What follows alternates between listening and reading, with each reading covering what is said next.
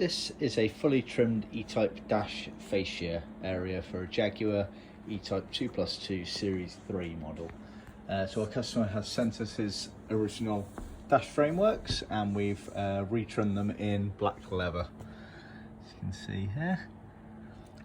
The leather pieces have been thinned down on our in-house leather skiving machine prior to trimming, which makes them a lot more pliable in terms of thickness to getting a nice neat result. As you can see, very thin around that area there, which it needs to be able to fit back into the car. So this is obviously the driver's side here with the dials and the cutout there where the steering wheel is.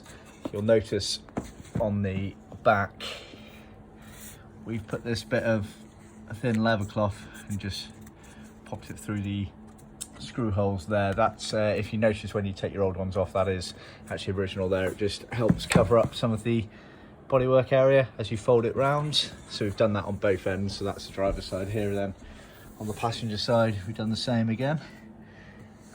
We've replaced the glove box inside with a new flocked glove box, trimmed up the door as well, all in leather. Again, the suitability of having a skiving machine to be able to skive this piece here so that it doesn't get jammed when you try and open and close it is crucial.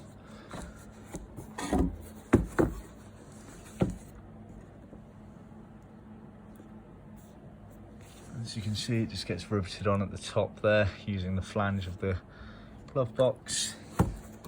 The rest of it just kind of lays in place effectively round the different areas. So see our website for details on the retrim kit that we offer. We can offer it in a PVC material to match the original stuff. It's not an exact match, but it's pretty close. Or we can do it in leather as per this kit here. See our website for more details.